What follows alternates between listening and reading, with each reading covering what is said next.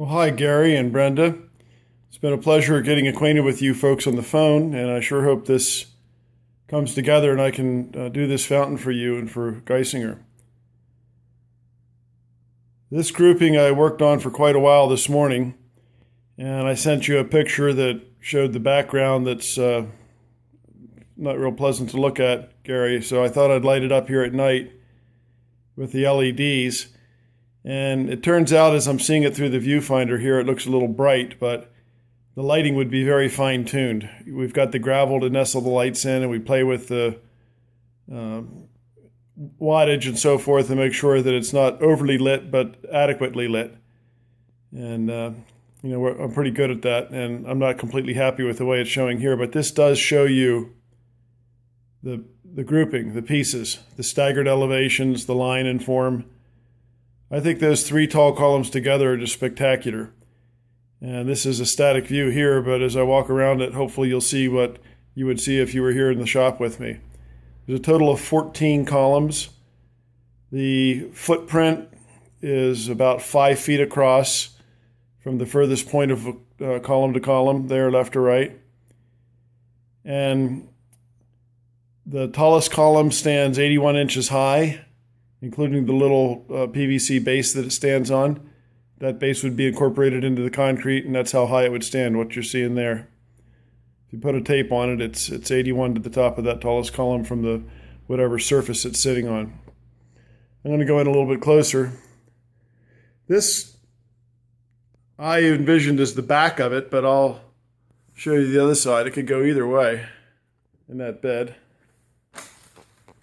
I had to climb up on a wall and go all the way with my back against the wall to get the whole thing in the frame because it's so tall.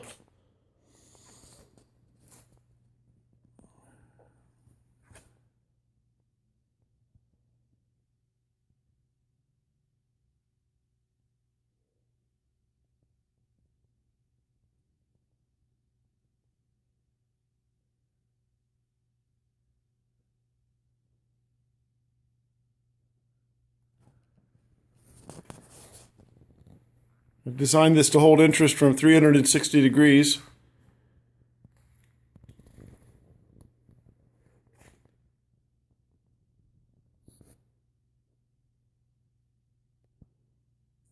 I'll have to walk around this center divide.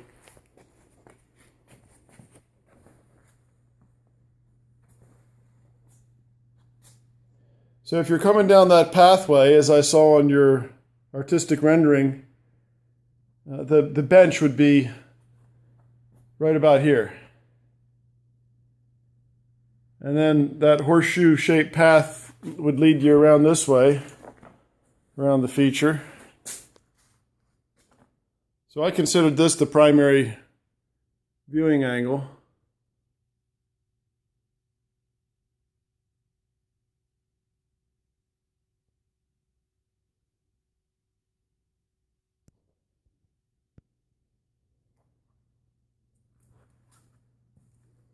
I've got three columns about the same height clustered together here. I thought the three founts next to each other bubbling out of there would look interesting.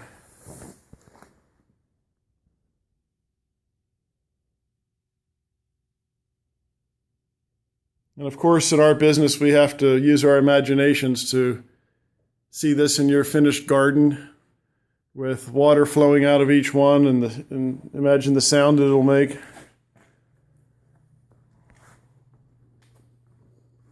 But it starts off on a sheet of plastic like this on the floor. That's actually a heavy-duty contractor's trash bag that's sliced open. And if I get approval on this from you, or if you don't want it, it'll stay here and someone else will get it, but it'll end up getting formed right on that plastic in individual concrete forms. These three would have their own individual forms, the three tall ones, because they're too tall to put them in a concrete form with something else that big. It just ends up being dangerous. Too much vibration can make them break. This little guy up front will be in his own form. These three would be in a form together with a manifold that allows for each column to be controlled individually with a brass ball valve. I put these in a separate form. and this grouping of 4 would be in a separate form.